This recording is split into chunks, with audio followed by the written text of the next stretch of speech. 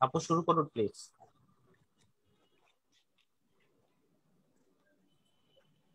আসসালামু আলাইকুম। শুভ সন্ধ্যা। সকলকে স্বাগত জানাচ্ছি বিএনআরসি কর্তৃক আয়োজিত ফোকাল পয়েন্ট নবম পর্বে। আজকে আমাদের এই নবম পর্বের আলোচনার বিষয়বস্তু আমরা নির্ধারণ করেছি আহ, পলাতক আসামির সাজা প্রত্যাহার, একজন মোশতাক এবং আজকের বাংলাদেশ। এই বিষয়গুলো নিয়ে আমরা আলোচনা করব এবং আমাদের আলোচনার জন্য আজকে আমাদের সাথে অতিথি হিসেবে উপস্থিত রয়েছে দুজন অত্যন্ত পরিচিত মুখ এবং গুরুত্বপূর্ণ ব্যক্তিত্ব। আমি তাদের সাথে পরিচয় করিয়ে দিচ্ছি। আমাদের সাথে আছেন সাকিব আলী, সাবেক কূটনীতিক, কেন্দ্রীয় কমিটির সদস্য, নাগরিক ঐক্য। আমাদের সাথে আছেন মোহাম্মদ আসাদুজ্জামান, মানবাধিকার বিষয়ক সম্পাদক, বিএনপি। আমরা আগামী 1 থেকে 1.5 ঘন্টা এই কিছু বিষয় নিয়ে, যেগুলো বললাম আর কি, বিষয়বস্তু যে আজকের বাংলাদেশ এবং তার প্রেক্ষিতে বাংলাদেশের বিভিন্ন ঘটনাবলী যেগুলো ঘটে যাচ্ছে সাম্প্রতিক সময়, এই বিষয়গুলো নিয়ে আমরা আলোচনা করব। আলোচনার শুরুতে আমি উম আহ, জনাব আসাদুজ্জামান, ওনার কাছে আমি একটা প্রশ্ন নিয়ে আসবো। সাম্প্রতিক সময়ে একটি বৈশ্বিক প্রতিবেদন আমাদের সবারই দৃষ্টিতে এসেছে। যুক্তরাষ্ট্রভিত্তিক সংস্থা ফ্রিডম হাউস, তারা 2021 সালের সর্বশেষ প্রতিবেদনে এক প্রতিবেদন দিয়েছেন। সেখানে বলা হচ্ছে বিশ্বের 210টি দেশ ও অঞ্চলের মধ্যে আংশিক স্বাধীন দেশগুলোর মধ্যে তলানিতে বাংলাদেশের অবস্থান। তারা এটাকে স্কোর করেছেন 39 আউট অফ 100, 39 100-র মধ্যে। এখানে তারা বলছে এই রিপোর্টটিতে বাংলাদেশ রাজনৈতিক অধিকারের ক্ষেত্রে তাদের স্কোর হচ্ছে 15 আউট অফ 40 এবং নাগরিক স্বাধীনতার ক্ষেত্রে 24 আউট অফ 60। এখানে স্কোরের হিসাব অনুযায়ী তারা বলছেন যে যে সকল দেশ এবং অঞ্চলের স্কোরের সংখ্যা, স্কোর গড় থেকে 1 থেকে 34-এর মধ্যে, তাদেরকে স্বাধীন নয় দেশ হিসেবে বলা হয়। সেখানে বাংলাদেশের অবস্থা 100-র ভেতর 39-এ। জনাব আসাদুজ্জামান, আপনার কাছে আমার প্রশ্ন। আজকে বাংলাদেশের 50 বছর পূর্তি হতে যাচ্ছে স্বাধীনতার। আহ আমরা আসলে কতখানি স্বাধীন, জনাব আসাদুজ্জামান? ধন্যবাদ ফারজানা, আপনাকে আপনাদের অনুষ্ঠানে আমাকে দাওয়াত করার জন্য, ডাকার জন্য আন্তরিকভাবে কৃতজ্ঞতা জানাচ্ছি। ধন্যবাদ সাকিব আলী ভাই। ওনার সাথে হয়তো কথা হবে এই সময়ের মধ্যেই। অনেক বিষয় হয়তো আমরা একমত হব, নাও হতে পারি, অনেক বিষয় একমত। প্রথম কথা, স্বাধীনতার 50 বছর আমরা কি পেয়েছি, সে কি পেয়েছি যে উত্তর আপনি ফ্রিডম হাউসের রিপোর্ট থেকে বলে দিয়েছেন। আমরা টেনে টুনে ম্যাট্রিক পাস করেছি। 34-এ আমরা যখন ম্যাট্রিকে পড়তাম 100-র মধ্যে 33 পাইলে পাস, এখানে 34 পাইলে পাস, 39 আমাদেরকে দিয়েছে। তো আমরা কি পেয়েছি সেটা তো বুঝলেন। আমরা সেকেন্ড ক্লাস পাইনি, ফার্স্ট ক্লাসে যাওয়ার তো সুযোগই কম। ফ্রিডম হাউস কতটুকু ওনারা যতটুকু দেখছেন মিডিয়া থেকে কালেক্ট করে নিয়ে, ওনারা মিডিয়া রিপোর্টের বেসিসে বা অন্য কোনো ইন্ডেক্স ব্যবহার করছেন। প্রশ্নটা হলো, যে মিডিয়া রিপোর্টের বেসিসে ওনারা এই রিপোর্টটা তৈরি করছেন, ওই মিডিয়াতে কি সবকিছু আসছে কিনা, বা বাংলাদেশের ওই মিডিয়া স্বাধীনভাবে বাংলাদেশের বাস্তব চিত্র সঠিকভাবে তুলে ধরতে পারছেন কিনা, এটা হলো সবচেয়ে বড় প্রশ্ন আজকে সবার সামনে। আজকে আর্টিকেল 39 অফ আওয়ার কনস্টিটিউশন, চিন্তা এবং বিবেকের যে স্বাধীনতা, আমাদের মহান মুক্তিযুদ্ধের মধ্য দিয়ে অর্জিত যে সংবিধান, সেই সংবিধানে আমাদেরকে নিশ্চয়তা দেওয়া হয়েছে। সেই চিন্তা এবং বিবেকের স্বাধীনতা আজকে পরাভূত, বন্দী। সেই চিন্তা এবং বিবেকের স্বাধীনতা আজকে কতটুকু আমরা এক্সারসাইজ করতে পারি সে বিষয়ে অনেকের মনে সংশয় আছে, এবং তার কিছু উদাহরণ রিসেন্টলি দেখেছেন। মুস্তাক তার চিন্তা এবং বিবেকের স্বাধীনতা এক্সারসাইজ করেছেন, কাস্টোডিয়াল ডেথের শিকার হয়েছেন। গতকালকে প্রথম আলোয় দেখেছেন কিশোরের সাক্ষাৎকার, যাকে দীর্ঘ 69 ঘন্টা সম্ভবত কোন অজ্ঞাত স্থানে আটকে রেখে তার কার্টুন আঁকার কারণে তাকে মারধর করা হয়েছে। এবং মুস্তাকের যে চোখের পানি, সেটাই বলে দেয় যে কি নির্মম ভাবে চিন্তা এবং বিবেকের স্বাধীনতা নিষ্পেষিত হচ্ছে। ফলে ফ্রিডম হাউসের রিপোর্ট, বাংলাদেশে আমরা কি পেলাম মুক্তিযুদ্ধের এই 50 বছরে, যেটা যদি বলি তাহলে ফ্রিডম হাউসের রিপোর্টটা একটা অ্যাঙ্গেল। আর একটা অ্যাঙ্গেল যদি ধরি, বাংলাদেশের মানুষ গত 50 বছরে মুক্তিযুদ্ধের মধ্য দিয়ে স্বাধীন বাংলাদেশে বিভক্তির এক চরম জায়গায় চলে গেছে। আজ বাংলাদেশিরা হয় আওয়ামী লীগ নয় বিএনপি, বা হয় সরকারপন্থী বা সরকার বিরুদ্ধে, বা কোনো কোনো ক্ষেত্রে দেখা যায় বাংলাদেশিরা হয় প্রো ইন্ডিয়ান এন্টি ইন্ডিয়ান। এই যে জায়গাটা চলে গেছে, সেই জায়গাটা আমাদের অর্জনের যে লক্ষ্য ছিল, মহান মুক্তিযোদ্ধাদের, শহীদ মুক্তিযোদ্ধাদের, তাদের সেই লক্ষ্য থেকে বিচ্যুত ঘটেছে বলে আমি মনে করি। আমরা 50 বছর পরে এসে এইটা চাইনি। আমরা 50 বছর পরে এসে চেয়েছিলাম we the people of Bangladesh. আমাদের সংবিধানের প্রিএম্বলের প্রথম শব্দটাই হলো we the people of Bangladesh. এইটা আমরা হতে চেয়েছিলাম। আমরা এখন দেখা যাচ্ছে we either Awami League or we either BNP. আমরা এটা চাইনি। আমি একজন রাজনৈতিক কর্মী হিসেবে মনে করি এটা আমাদের শুধুমাত্র আওয়ামী লীগকে দোষ দেবো তা না, এটা আমাদের রাজনৈতিক কালচার এবং রাজনৈতিক দলগুলোর সমন্বিতভাবে ব্যর্থতা। এটা একটা রাজনৈতিক দলের শুধু দোষ সেই জায়গায় আমি বলবো না, এটা সমন্বিতভাবে এটা ব্যর্থতা। আমরা মুক্তিযুদ্ধের চেতনা ধারণ করি, আমরা মুক্তিযুদ্ধের চেতনাকে ধারণ করে এগিয়ে যেতে চাই, এ ব্যাপারে কোনো সন্দেহ নাই। অসাম্প্রদায়িক বাংলাদেশ চাই বিএনপি, এ ব্যাপারে সন্দেহ নাই। মানবাধিকার প্রতিষ্ঠা করতে চাই, এ ব্যাপারে কোনো সন্দেহ নাই। কিন্তু প্রশ্নটা হলো মুক্তিযুদ্ধের চেতনাই কি আমাদের রাজনৈতিক জীবনের সবচেয়ে এবং জাতীয় জীবনের সবচেয়ে পিলারের একটা জায়গা কিনা? এর সাথে আমরা ইকোনমিক ডেভেলপমেন্ট দেখবো কিনা, এর সাথে আমরা জাতীয় ঐক্য দেখবো কিনা, এর সাথে আমরা সুখী সমৃদ্ধশালী বাংলাদেশ দেখবো কিনা, এর সাথে আমরা শিক্ষা ব্যবস্থার উন্নয়ন দেখবো কিনা, এর সাথে আমার অর্থনৈতিক কর্মকাণ্ডের গতিশীলতা দেখবো কিনা, এর সাথে আমার স্বাধীনতা এবং সার্বভৌমত্ব, যে অর্থে বলা হয় বহিঃশক্তির চাপমুক্ত স্বাধীনতা এবং সার্বভৌমত্ব আমরা কিভাবে মেনে চলতে পারছি, এইগুলো দেখবো কিনা। এই প্যারামিটার গুলোর মধ্য দিয়ে আমরা আমাদের 50 বছরের অর্জনকে বিবেচনায় আনব।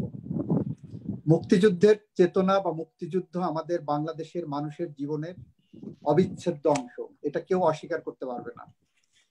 যদি 1971 সালে মহান স্বাধীনতার মধ্য দিয়ে আমরা এই স্বাধীনতা অর্জন না করতাম, যদি আমাদের সূর্য সৈনিকদের, সূর্য সন্তানদের আত্মত্যাগের বিনিময়ে এই স্বাধীনতা অর্জন না করতাম, আজকেও হয়তো আমরা পাকিস্তানের কাছে পরাধীন থাকতাম। সুতরাং মুক্তিযুদ্ধ অবশ্যই আমাদের জীবনের এক ঐতিহ্যের অন্যতম ঐতিহ্যের অংশ। সেখান থেকে উত্তরণ করে আমরা সেই মুক্তিযুদ্ধের সঠিক বাস্তবায়ন করতে ব্যর্থ হয়েছে গত 50 বছর, এটা আমি বলবো। আজকে যেটা হচ্ছে দিনের ভোট রাতে হয়, এটা মুক্তিযুদ্ধের চেতনা ছিল না। আজকে যেটা হচ্ছে লেখকের কণ্ঠ, কার্টুনিস্টের গায়ে হাত তোলা হচ্ছে পুলিশ কাস্টডিতে বিনা বিচারে 69 ঘন্টা আটকে রেখে, এটা কখনো মুক্তিযুদ্ধের চেতনা ছিল না। আজকে গণতন্ত্রহীনতা মুক্তিযুদ্ধের চেতনা ছিল না। আজকে ফ্রিডম হাউস কর্তৃক রিপোর্টে বাংলাদেশ 39 নম্বর পাবে 100-র মধ্যে, এইটা আমাদের মুক্তিযুদ্ধের চেতনা ছিল না, মুক্তিযুদ্ধের চেতনার সাথে যায় না। আমরা মনে করি এই সব কিছুই মুক্তিযুদ্ধের চেতনা বা মুক্তিযুদ্ধের চেতনা পরিপন্থী, এবং এই সরকার আজকে মুক্তিযুদ্ধের চেতনার মুখোমুখি দাঁড়িয়ে গেছে। গণতন্ত্রহীনতা, ভোট ডাকাতি, সন্ত্রাস, অপশাসন, বিচার বিভাগকে কুক্ষিগত করার এক নজিরবিহীন ঘটনা ঘটিয়েছেন আপনারা জানেন, যেটা বিভিন্নভাবে পত্রপত্রিকায় এসেছে। আমাদের দেশের প্রধান বিচারপতি ব্যক্তি সিনহাকে কিন্তু আমি ব্যক্তিগতভাবে কতটুকু পছন্দ করে অপছন্দ করে সেই বিকল্পে যাব না। বাংলাদেশের একজন প্রধান বিচারপতিকে বলা হলো উনি অসুস্থ, উনি ওনার বই লিখে বলছেন আমি অসুস্থ ছিলাম না, I was competent and I was forced to resign। এইটা বিচার জনাব বিভাগের আসাদুজ্জামান, আমি এই জায়গাতে আপনাকে জাস্ট একটা প্রশ্ন করি। মুক্তিযুদ্ধের চেতনা, আমাদের সংবিধানে মুক্তিযুদ্ধের চেতনা যেটা আছে, সাম্য, মানবিক মর্যাদা, সামাজিক ন্যায় বিচার প্রতিষ্ঠা, এটা আমরা জানি যে আমাদের মুক্তিযুদ্ধের চেতনা। কিন্তু আলটিমেটলি বাংলাদেশে মুক্তিযুদ্ধের চেতনাটাকে ডিফাইন করা হচ্ছে কিভাবে? এটা who is gonna define the মুক্তিযুদ্ধের চেতনা? কারণ এই চেতনাটা যদি এটা হয়, তাহলে কি আজকে মুক্তিযুদ্ধের চেতনার সব থেকে বড় ভায়োলেশনটা কি এই গভর্নমেন্ট করছে না? দেখেন, মুক্তিযুদ্ধের চেতনার কোনো ডেফিনেশন, লিগ্যাল ডেফিনেশন নাই। কিন্তু মুক্তিযুদ্ধের চেতনার আলোকে বাংলাদেশের সংবিধানের মৌল নীতিগুলো যেটা করা হয়েছে এটাকে ধরে নেওয়া হয় বড় দাগে আমাদের মুক্তিযুদ্ধের চেতনা। সেটা কি কি? আমাদের দেশে রাষ্ট্রীয় ব্যবস্থা, সরকার ব্যবস্থা এককেন্দ্রিক হবে, এটা মুক্তিযুদ্ধের চেতনার একটা, আমাদের সংবিধানের অংশ। আমাদের জনগণ সকল ক্ষমতার অধিকারী হবেন, এটা মুক্তিযুদ্ধের চেতনার অংশ। আমাদের দেশ হবে একটি গণতান্ত্রিক দেশ, এটা মুক্তিযুদ্ধের চেতনার অংশ। আমাদের দেশের সাম্য, মানবিক ন্যায় বিচারগুলো প্রতিষ্ঠিত থাকবে, একটা মুক্তিযুদ্ধের চেতনার অংশ। আমাদের দেশে বিচার বিভাগ স্বাধীন হবে, স্বাধীনভাবে তার দায়িত্ব পালন করতে পারবে, এটা মুক্তিযুদ্ধের চেতনার অংশ।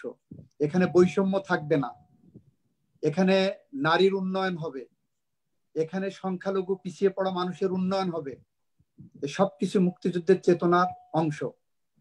আমাদের দেশে right to be treated in accordance with law, আইন সংগত হবে, সবাই তার ন্যায্য অধিকার পাবেন। ফ্রিডম অফ স্পিচ পাবেন, freedom of assembly, freedom of association পাবেন, তার সহায় সম্পত্তির অধিকার পাবেন, প্রাইভেসি থাকবে। সবকিছু মুক্তিযুদ্ধের চেতনার অংশ হিসাবে আমরা আমাদের একটি আধুনিক গণতান্ত্রিক রাষ্ট্র কাঠামোর সংবিধান পেয়েছিলাম 1972 সালে। আজকে সেই সংবিধান কাটাছেঁড়া করা হয়েছে। কাটাছেঁড়া করা হয়ে এমন ভাবে মুক্তিযুদ্ধের চেতনার নামে আপনার রাষ্ট্র পরিচালনা করা হচ্ছে, যেটা আজ থেকে 20 বছর পরে পরবর্তী জেনারেশন হয়তো মনে করতে পারবে মুক্তিযুদ্ধের চেতনা মানে 30শে ডিসেম্বরের ভোট 29শে ডিসেম্বর রাতে হওয়া। মুক্তিযুদ্ধের চেতনা মানে বিরোধী দলকে দমন পীড়ন করা। মুক্তিযুদ্ধের চেতনা মানে খুন রাহাজানিকে জায়েজ করা। মুক্তিযুদ্ধের চেতনা মানে বাংলাদেশে extra judicial killing, enforce disappearance, freedom of speech, freedom of এক্সপ্রেশনকে সংকুচিত করা। এইটা কিন্তু আগামী জেনারেশন মনে করতে পারে। আজকে যেটা হচ্ছে, আমি বলবো, দ্ব্যর্থহীন ভাবে বলবো, এটা কখনোই মুক্তিযুদ্ধের চেতনা না এবং মুক্তিযুদ্ধের চেতনার সাথে যায় না। এটা শহীদদের প্রতি অবমাননা করা হয়। এটা 1971 সালে 30 লক্ষ শহীদের রক্তের বিনিময়ে যে স্বাধীনতা, 2 লক্ষ মা বোনের ইজ্জতের বিনিময়ে যে স্বাধীনতা, সেই স্বাধীনতার চেতনার সাথে আমরা মনে করি না, ব্যক্তিগতভাবে বিশ্বাস করি না এটা যায়। এটা সাংবিধানিক ভাবেও যায় না। সুতরাং 50 বছরে আমাদের অর্জন, আমরা বিভক্ত জাতি, আমাদের অর্জন, আমরা হয় প্রো আওয়ামী লীগ অথবা প্রো বিএনপি বা এন্টি আওয়ামী লীগ বা এন্টি বিএনপি, বা বিকল্পভাবে আমরা ঐক্যবদ্ধভাবে স্বাধীনভাবে রাজনৈতিক চর্চা করতে পারছি না। এটাই আমাদের 50 বছরের অর্জন। মানবাধিকার এখানে লঙ্ঘিত, ভুলুণ্ঠিত। এখানে মানবাধিকার, এখন পর্যন্ত মানবাধিকার প্রতিষ্ঠার জন্য আমরা নিরন্তর সংগ্রাম করে যাচ্ছি। যদিও আমরা মনে করি আমাদের জীবনের, বাংলাদেশের মানুষের জাতীয় জীবনের সবচেয়ে বড় মানবাধিকারের সংগ্রাম হলো 1971 সালের মুক্তিযুদ্ধের সংগ্রাম। সেই সংগ্রামের মধ্য দিয়ে অর্জিত মানবাধিকার আজকে পুনরায় ভুলুণ্ঠিত হয়েছে। এই বলে আমি আপাতত আমার বক্তব্য শেষ করছি। ধন্যবাদ জনাব আসাদুজ্জামান আপনাকে। একটি বিভক্ত জাতি হিসেবে ফ্রিডম হাউসের যেই বিবৃতি আমরা যেটা দেখেছি, যে বাংলাদেশ আজকে একেবারে তলানিতে গিয়ে ঠেকেছে তার স্বাধীনতার স্টেটটা, সেখানে জনাব আসাদুজ্জামান যুক্ত করলে যে না, এটি শুধুমাত্র সেটাই না, এখানে আরো আমরা একটি এই স্বাধীনতার 50 বছরে একটা বিভক্ত জাতি হিসেবে আমরা প্রতিষ্ঠা লাভ করেছি, যেটা আসলে আমাদের স্বাধীনতা চেতনার সাথে এটা স্বাধীনতা চেতনার সাথে সামঞ্জস্যপূর্ণ নয় এবং এটা কখনোই কাম্য ছিল না। আলোচনা এই পর্যায়ে আমি আসছি। আমাদের আরেকজন যিনি অতিথি আছেন, সাকিব আলী। জনাব সাকিব আলী, এই যে মুশতাক, যাকে কারাগারে কেউ কেউ বলছে যে এটা রাষ্ট্রীয় হত্যা, কেউ কেউ বলছে স্বাভাবিক মৃত্যু, তিনি মৃত্যুবরণ করেছেন। তার নামে মামলা হয়েছিল ডিজিটাল নিরাপত্তা আইনে, যেটি খুবই সমালোচিত একটি আইন। এটি প্রণয়নের পর থেকেই বাংলাদেশের বিভিন্ন ধরনের মানুষ, সাধারণ মানুষ থেকে শুরু করে সাংবাদিক মহল থেকে শুরু করে সুজন থেকে শুরু করে সুশীল সমাজ থেকে শুরু করে সবাই এটার বিরুদ্ধে কথা বলেছেন, শুধুমাত্র সরকার বাদে। এই যে মুশতাক মারা গেলেন, উনি মারা যাওয়ার পরে আমরা বিভিন্ন বিবৃতি দেখেছি। 51 জন বিশিষ্ট নাগরিকের বিবৃতি দেখেছি, 66 জন লেখক বিবৃতি দিয়ে বলেছেন মোশতাক আহমেদের মৃত্যুর বিচার চাই, ডিজিটাল নিরাপত্তা আইন বিলোপ চাই। ওইসিডি-ভুক্ত 13টি দেশের রাষ্ট্রদূত এবং হাইকমিশনার এক যৌথ বিবৃতিতে আহ্বান জানিয়েছেন যে 2020 সালের 5ই মে থেকে ডিজিটাল নিরাপত্তা আইনে যিনি আটক ছিলেন, আমরা জেনেছি তাকে বেশ কয়েকবার জামিন দিতে অস্বীকৃতি জানানো হয়েছে। আটকাধীন অবস্থায় তার প্রতি যে আচরণ করা হয়েছে তা নিয়ে উদ্বেগ আছে। তারা এই যে মৃত্যু সুষ্ঠু তদন্ত করার জন্য আহ্বান জানিয়েছেন বাংলাদেশ সরকারের প্রতি। 51 জন বিশিষ্ট নাগরিকের বিবৃতিতে স্পষ্টভাবে বলা হয়েছে এটি রাষ্ট্রীয় হত্যাকাণ্ড। একই বিবৃতিতে আবার বলা হয়েছে যে খুলনার পাটকল শ্রমিক নেতা এবং শ্রমিক কৃষক ছাত্র জননেতা ঐক্য পরিষদের সমন্বয়ক রুহুল আমিন নামে একজন ভদ্রলোক ওনাকে এই আন্দোলনের পক্ষে সামাজিক যোগাযোগ মাধ্যমে একটি শান্তিপূর্ণ কর্মসূচির ঘোষণা করলে খুলনার ডিবি পুলিশের একটি দল রাতে তাকে বাসা থেকে তুলে নিয়ে যায়। 27 ফেব্রুয়ারি তাকে অন্যায্য, অসমীচীন ও নিবর্তনমূলক ডিজিটাল নিরাপত্তা আইনে একটি মামলা করা হয় এবং খুলনা মেট্রোপলিটন ম্যাজিস্ট্রেট আদালত তাকে 2 দিনের রিমান্ডে নেওয়া হয়। একজন মৃত্যুবরণ করলেন ডিজিটাল নিরাপত্তা আইনে, তাকে মামলা দেওয়া হয়েছিল, তার অপরাধ ছিল তিনি কিছুক্ষণ আগে জনাব আসাদুজ্জামান বলেছেন যে উনি কার্টুন এঁকেছেন, উনি স্ট্যাটাস দিয়েছেন।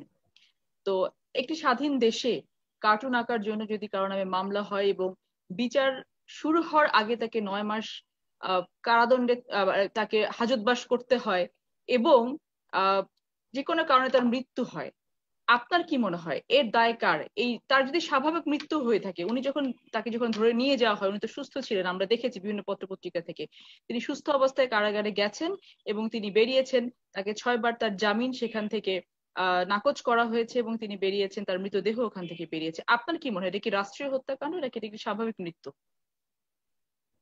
প্রথম কথা হচ্ছে যে রাষ্ট্রের হেফাজতে কেউ যদি থাকেন এবং তার সে সময় যদি মৃত্যু হয় তাহলে এটার পূর্ণ তদন্ত করা রাষ্ট্রের দায়িত্ব। আমাদেরকে একটা জিনিস আগে বুঝতে হবে যে রাষ্ট্র কি শুদ্ধমতির নাকি অশুদ্ধমতির। ইংরেজিতে একটা কথা আছে গুড ফেইথ নাকি ব্যাড ফেইথ।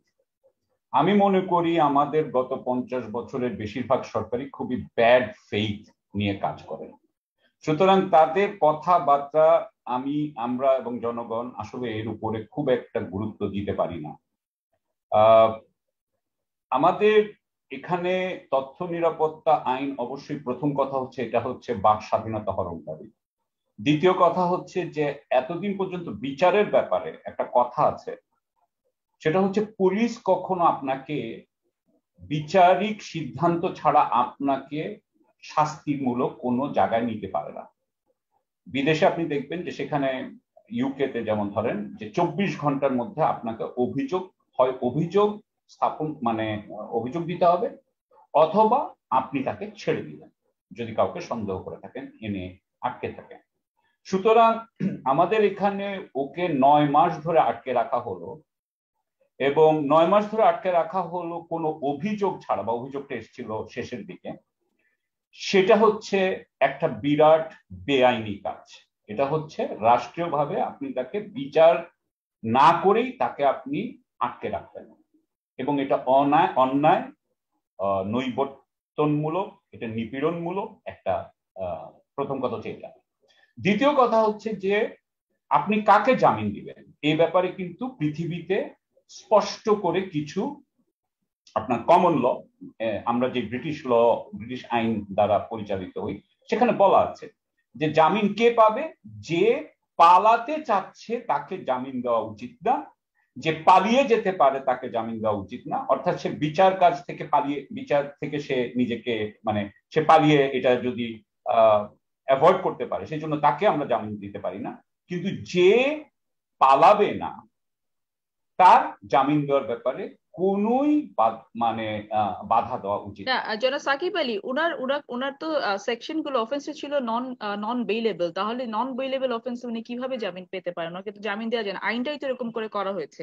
তো উনি পালাবেন কি পালাবেন না এটার উপর তো ডিপেন্ড করছে না যে উনি জামিন পাবেন কি পাবেন না, কারণ নন বেইলেবল সেকশনে তাকে ধরা হয়েছিল। জি, নন বেইলেবল ওইটাই তো ধরেন একটা কথা হচ্ছে যে এটা আপনি যদি জাজের কাছে ডিসক্রিপশন না দেন, নন বেইলেবল রাখেন। আমি যেটা যেমন ধরেন আমাদের যে লিডার নাগরিক ঐক্য জনাব মাহবুবুর রহমান মান্না, ওনাকে 22 মাস ধরে আটকে রাখা হয়েছিল এবং ওনাকে কোনো চার্জই দেওয়া হয়নি। ওনাকে কোনো চার্জ ছাড়াই ওনাকে 22 মাস রাখার পরে 22 মাস রাখার পর ওনাকে ছেড়ে দিয়েছে এবং চার্জ এখনো দেয়নি তারা, কিন্তু ওনাকে ঠিকই হাজিরা দিতে হয়। ঠিক সেরকম ভাবে আমি বলছি, হ্যাঁ আপনার কথা হয়তো আমি ওই জায়গাটা আমি খেয়াল করিনি, যেটা নন বেইলেবল, বাট এটা নন বেইলেবলই বা হবে কেন? এটাও তো একটা বড় কথা হচ্ছে যে আপনি একটা মানুষের বাক স্বাধীনতার সংক্রান্ত যেই আইন, সেই আইনটাকে তো আপনি নন বেইলেবল করতে পারেন না। আসলে নন বেইলেবল কি হয় পৃথিবীতে, যেটা হয় সন্ত্রাসী কোনো কার্যকলাপ, সেটা নন বেইলেবল হতে পারে। মাফিয়ার কোনো নেতা নন বেইলেবল হতে পারে।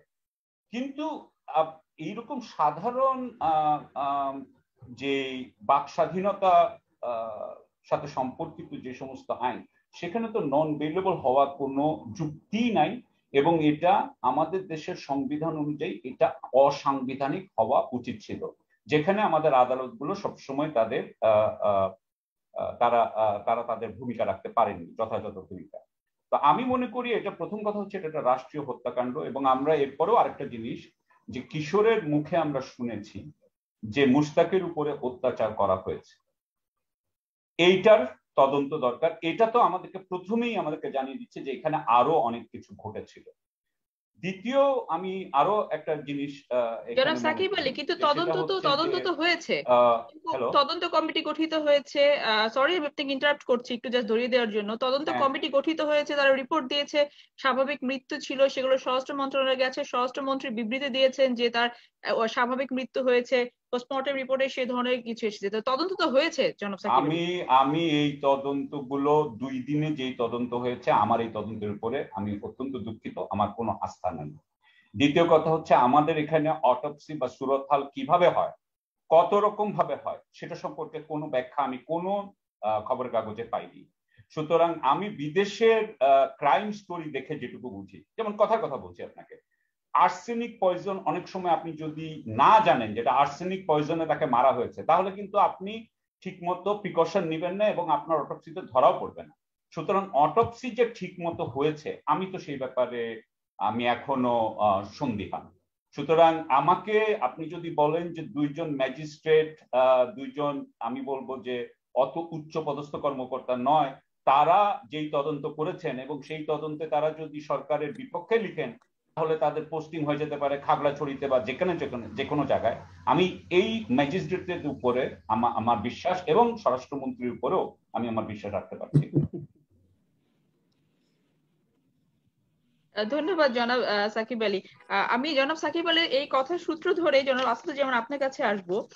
এখানে আমরা কিশোরের জবানবন্দি থেকে, মুশতাকের কথা তো মুশতাকের মুখ থেকে শোনার সৌভাগ্য আমাদের হলো না, কিশোরের জবানবন্দি থেকে বা তার স্টেটমেন্টস থেকে যেগুলো আমরা জানতে পেরেছি যে মুশতাককে যখন ধরে নিয়ে যাওয়া হয়, তার যে সিজার লিস্ট ছিল, সেই সিজার লিস্টে 6 জন সাক্ষী ছিল, 6 জনের সাক্ষী প্রত্যেকেই পরবর্তীতে ডিনাই করেছে। প্রথম আলোতে রিপোর্ট এসেছে, ডিনাই করেছে যে না, আমরা কেউ এই লিস্ট, আমরা কোনো সিজার লিস্টে সাক্ষ্য দেই নাই, আমরা কোনো সাক্ষী ছিলাম না, আমাদের সাদা কাগজে সই নেওয়া হয়েছে। তারা একটা ল্যাপটপ নিয়ে বেরিয়ে যাচ্ছিল, আমাদেরকে বলেছে যে আপনারা সিগনেচার করে দেন।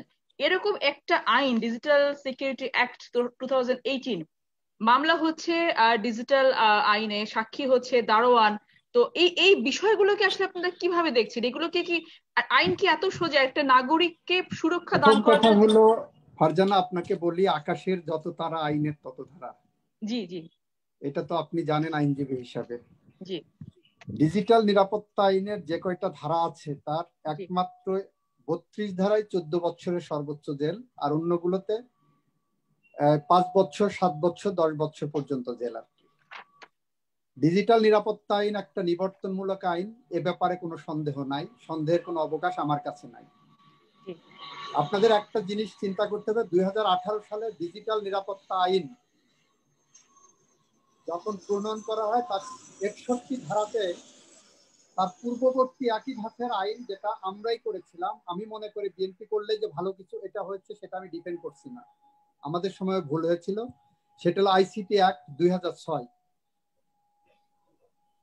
এটা তথ্য ও যোগাযোগ প্রযুক্তি আইন 2006। এইরকমই কাছাকাছি একটা আইন করা হয়েছিল, যেখানে 57 ধারাকে নিয়েও অনেকে আমাদের আপত্তির জায়গা ছিল বা আছে সিভিল সোসাইটির। ডিজিটাল নিরাপত্তা আইন দিয়ে কিন্তু 2006 সালে তথ্য যোগাযোগ প্রযুক্তি আইনের মাত্র কয়েকটা ধারাকে বাতিল করা হয়েছে। ওই আইনটা কিন্তু আছে। 61 ধারায় বলা হচ্ছে 54 থেকে 57 এবং 66 ধারা বাতিল করা হলো। তার মানে 2006 সালের ওই আইনটা কিন্তু এখনো বলবৎ আছে। জনাব আসাদুজ্জামান, একটু ইন্টারাপ্ট করি, কিন্তু আমরা যতটুকু জানি যে 2006 আইসিটি একটা হলেও 57 ধারা যেটা আপনি বলছেন অতি অতি যেটা নিয়ে সব থেকে সমালোচনা হয়েছে এবং পরবর্তীতে যেটাকে এবলিশ করে দিয়ে আবার ডিজিটাল সিকিউরিটি অ্যাক্ট আনা হয়, সেখানে 57 ধারাটাতে কিন্তু যুক্ত হয়েছিল 2013 সালে। নো, 2013 সালে 57 ধারার সাজার পরিমাণটা বাড়ানো হয়েছে। আচ্ছা, 57 ধারা ওয়াজ ইনট্যাক্ট। 2013 সালে এসে 57 ধারায় সাজার পরিমাণ সর্বোচ্চ 14 বছর করা হলো। আচ্ছা আচ্ছা, আমার জানা ভুল থাকতে পারে। জি জি বলুন। আর এখানে সাকিব আলী ভাই বলেছেন যে, আপনি বলেছেন একটা প্রশ্ন, যেই মামলাগুলো তো নন বেলেবল মামলা ডিজিটাল সিকিউরিটি অ্যাক্টে, তাহলে জামিন কিভাবে পাবেন? দেখেন, জামিনে দুইটা থিওরি আছে। একটা হলো বেলেবল হলে bail is a right of an accused, আর নন বেলেবল হলে bail is a discretion of the court. Digital security অ্যাক্টে কোর্টের ডিসক্রিপশনের উপর চলে যাচ্ছে বেল।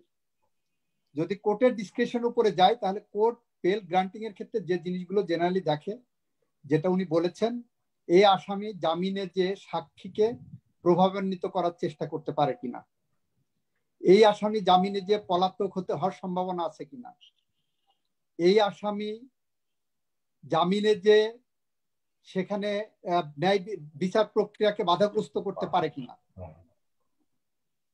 এই আসামি জামিনে যে এই ধরনের আরো কোনো অপরাধ করতে পারে কিনা, এই সবগুলো বিবেচনায় নিয়ে আদালত তার ডিসক্রিপশন এক্সারসাইজ করেন উইথ ইটস অবজেক্টিভ স্যাটিসফ্যাকশন।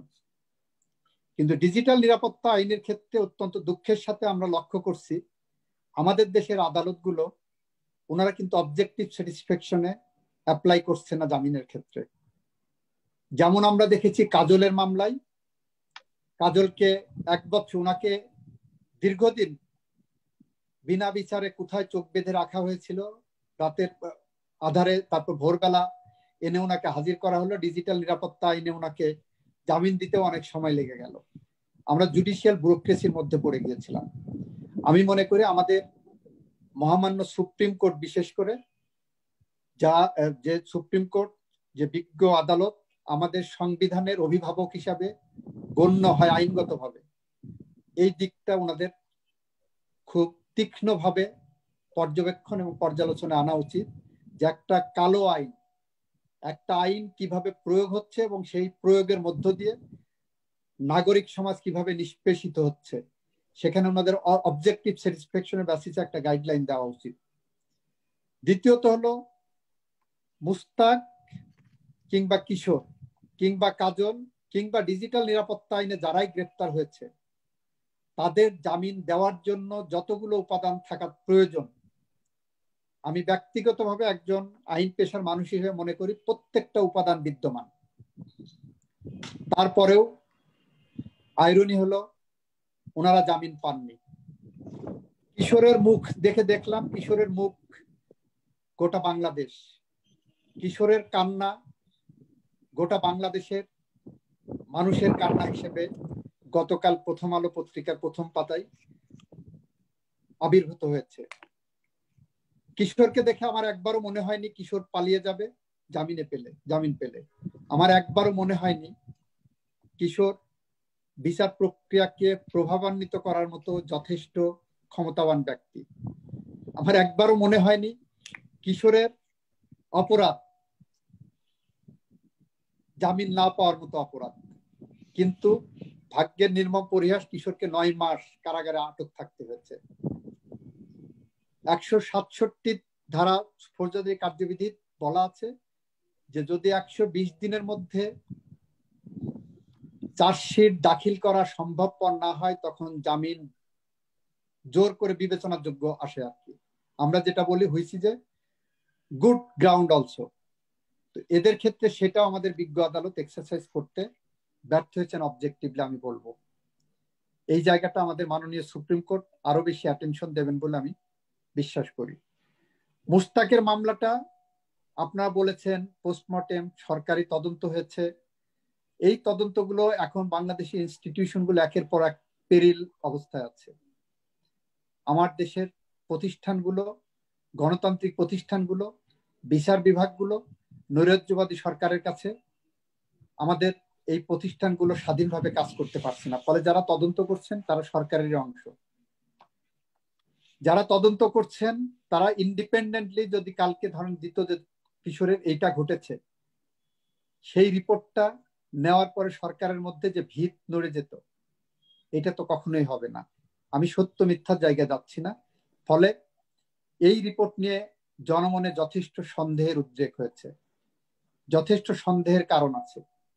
সেই সন্দেহের জায়গা থেকেই উনি বললেন যে এই রিপোর্ট উনি বিশ্বাস করছেন না।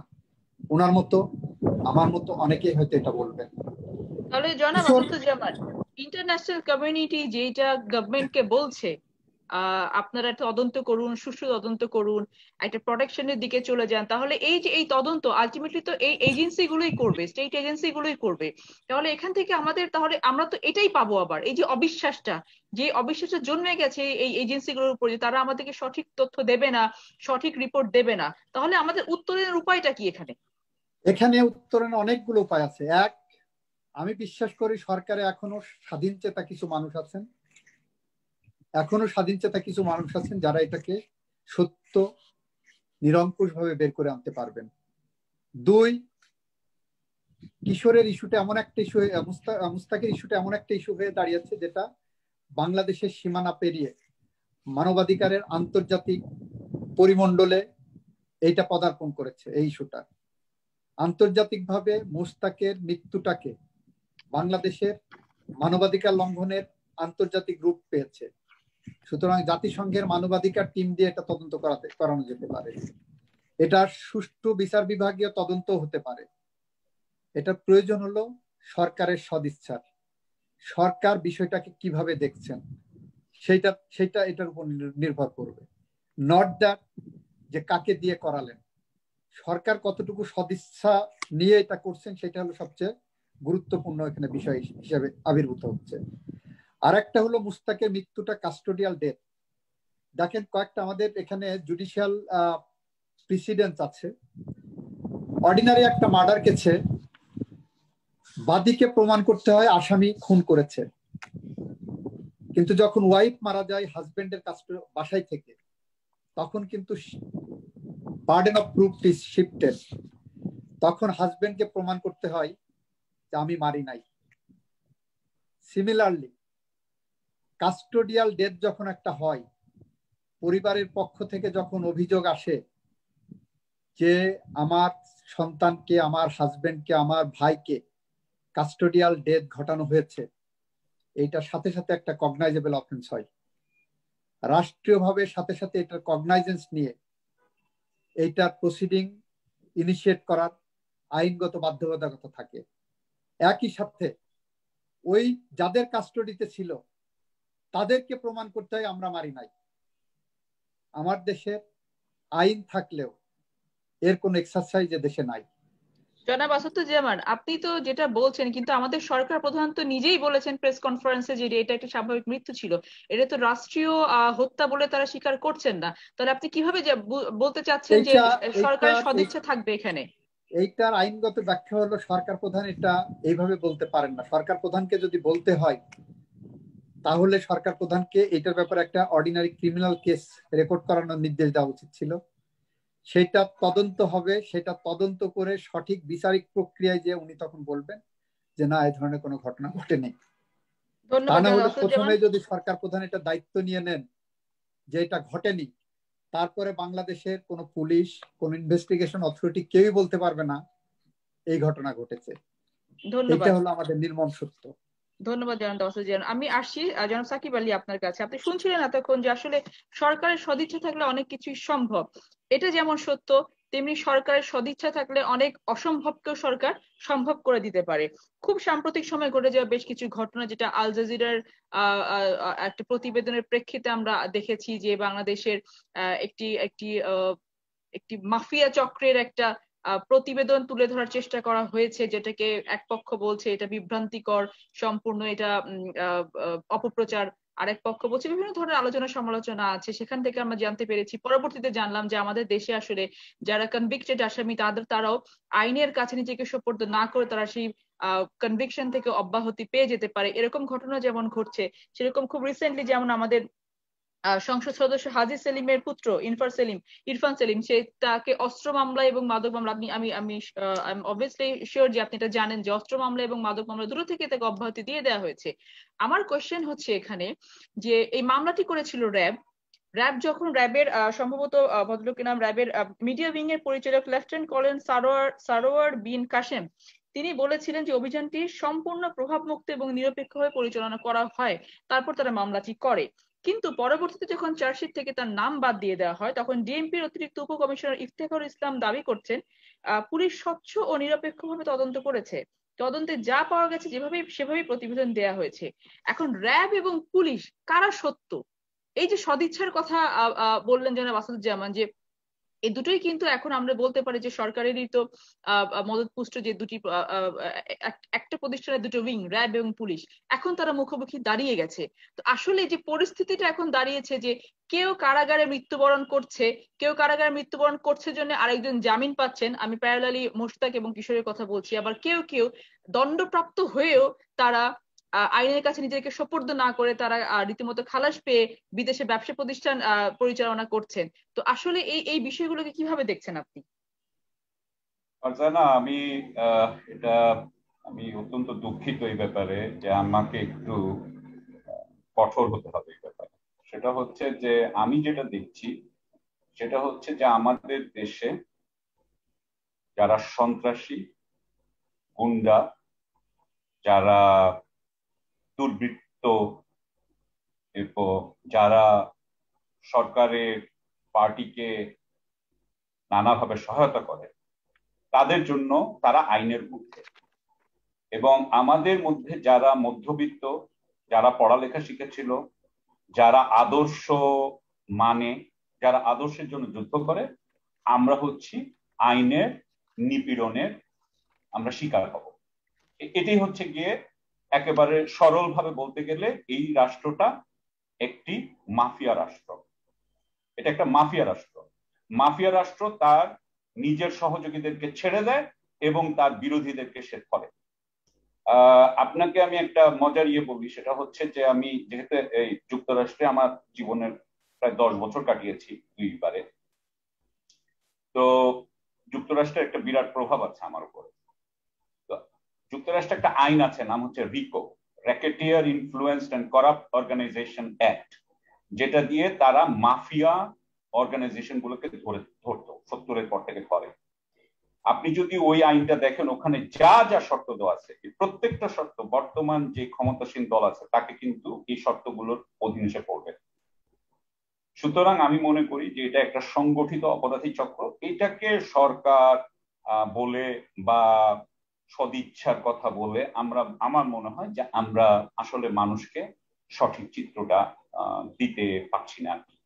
আমার মনে হয় যদি সঠিক চিত্র যেটা হবে সেটা হচ্ছে এটা একটা মাফিয়া রাষ্ট্র, অপরাধীরাই এই দেশের ক্ষমতা চর্চা করেন এবং তারা তাদের মানুষদেরকে ছেড়ে দিচ্ছেন আর তাদের বিরোধীদেরকে ধরছেন।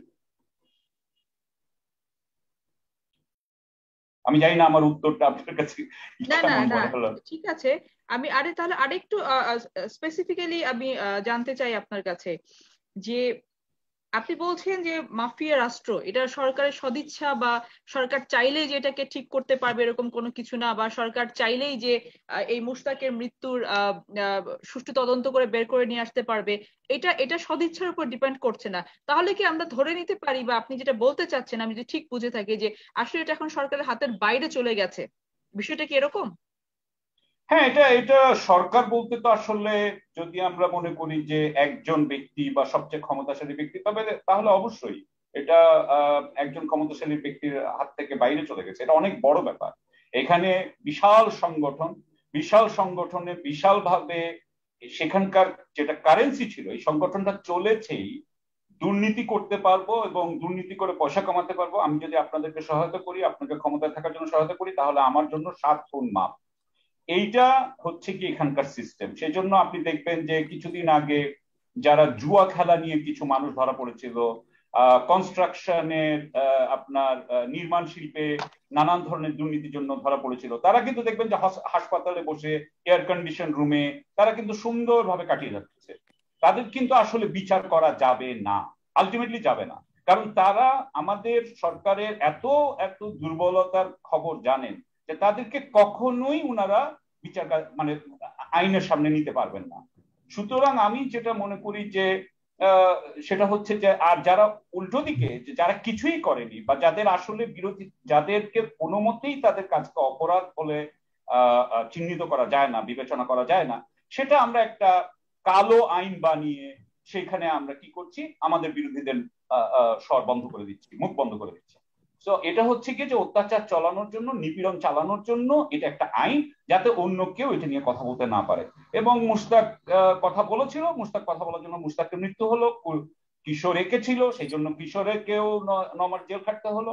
এখন আমি জানি না আমরা যারা কথা বলছি তাদের কি হবে আমি জানি না, কিন্তু ঘটনাটা হচ্ছে এইটাই, এখানে এটাই হচ্ছে গিয়ে এর আসল রূপ। এখানে সদিচ্ছা বা কোন সরকারের একজনের হাতে এই সমস্যা সমাধান করা সম্ভব নয়।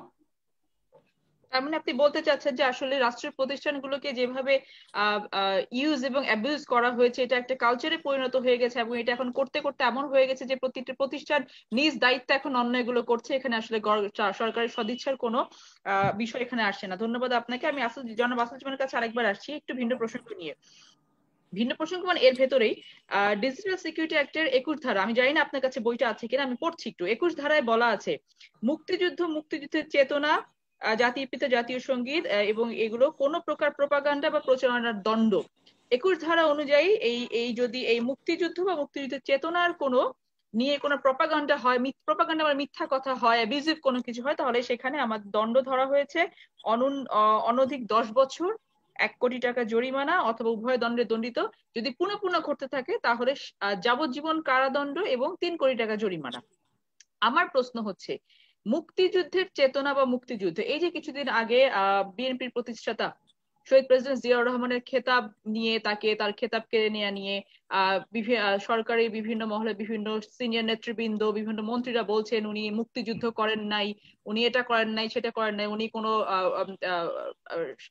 সম্মুখ সারির কোনো যোদ্ধা ছিলেন না। তো এগুলোতে কি মুক্তিযুদ্ধের চেতনার কি কোনো হানি ঘটছে না? বা এটা নিয়ে কি তাহলে কি আমরা ডিজিটাল সিকিউরিটি অ্যাক্ট তাদের বিরুদ্ধে মামলা করা যায় না? এটা একটা প্রশ্ন। আরেকটা প্রশ্ন হচ্ছে যে এই যে আমরা বিভিন্ন সময় দেখতে পাচ্ছি যে বিভিন্ন টিভি চ্যানেল, যেমন বিশেষ করে সময় টিভি অথবা 71 টিভি, তারা বিভিন্ন সময় ফোন আলাপ রেকর্ড করে এগুলোকে ভাইরাল করছে, পাবলিশ করছে।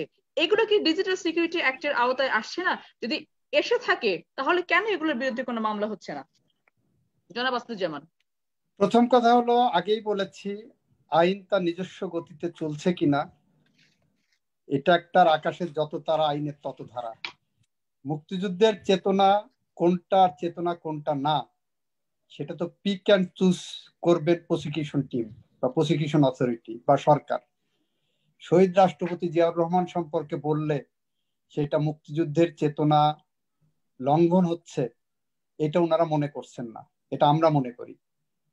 ফলে যদি কখনো আইন তার নিজস্ব গতিতে চলার সুযোগ থাকে, তখন হয়তো এটা অপরাধ হিসেবে গণ্য হবে, তখন এগুলোর বিচার হবে যারা যারা করতে চাচ্ছেন বলছেন। কারণ ক্রিমিনাল ল পুরোপুরি এখন সাবজেক্টিভ নট অবজেক্টিভ, এবং ক্রিমিনাল কেসে কোনো লিমিটেশন নাই, আপনি জানেন। দ্বিতীয়ত হলো আরেকটা যেটা প্রশ্নটা আপনি অবতারণা করলেন, সেটা হলো বিভিন্ন টেলিভিশন চ্যানেল যেগুলো আপনার রেকর্ড করে ভয়েস শোনাচ্ছে, এগুলো কি ডিজিটাল সিকিউরিটি? এটাও ডিজিটাল সিকিউরিটিতে আসবে, স্ক্রুটিনির ব্যাপার।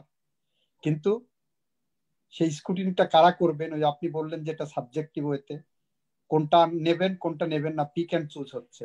তো পিক অ্যান্ড চুজ যদি হয়, খালেদা জিয়া সম্পর্কে গালি দিলে, তারেক রহমান সম্পর্কে গালি দিলে, জিয়াউর রহমান সম্পর্কে গালি দিলে, সেটা যদি মুক্তিযুদ্ধের চেতনা বা ডিজিটাল সিকিউরিটি অ্যাক্টের আন্ডারে অপরাধ না হয়, তাহলে অন্যদের গালি দিলে অপরাধ হচ্ছে। এই যে ডিসপ্যারিটি, এই যে ডিসক্রিমিনেটরি অ্যাপ্লিকেশন অফ ল, এটাও একটা অপরাধ, এটাও সংবিধানের শপথের ভঙ্গ। যারা সংবিধানের শপথ নিয়েছেন যে সাংবিধানিকভাবে রাষ্ট্র পরিচালনা করবেন, বৈষম্যহীনভাবে রাষ্ট্র পরিচালনা করবেন, তারা এইভাবে আইনের প্রয়োগ করে সেখানেও তারা শপথ ভঙ্গ করছেন বলে আমি মনে করি। সুতরাং এইটা যারা ভঙ্গ করছেন তারা যদি মনে করে থাকেন এটা কন্টিনিউশন হয়ে থাকবে, বাংলাদেশে আজ হোক কাল হোক 50 বছর পরে হোক ক্ষমতার পরিবর্তন হলে একদিন ইতিহাস তার স্বাধীনভাবে তার গতি পাবে, যে ব্যাপারে কেউ কখনোই কোনোভাবে রোধ করে রাখতে পারবে না। এবং আগামী দিনে এটা হবে। আমরা এটা চাই না, আমরা চাই আইন তার নিজস্ব গতিতে চলুক, যখনকার অপরাধ সে সময় বিচার হোক। প্রতিহিংসা চাই না, আমরা প্রতিহিংসার রাজনীতি চাই না, প্রতিহিংসার আইন প্রয়োগ চাই না। আমরা শান্তিপূর্ণ বাংলাদেশ চাই, মুক্তিযুদ্ধের চেতনার উপর ভিত্তি করে ঐক্যবদ্ধ জাতি চাই, মুক্তিযুদ্ধের চেতনার উপর ভিত্তি করে স্বাধীন স্বকীয় বাংলাদেশ চাই, মুক্তিযুদ্ধের চেতনার উপর ভিত্তি করে উন্নয়নশীল এবং উন্নত দেশ চাই।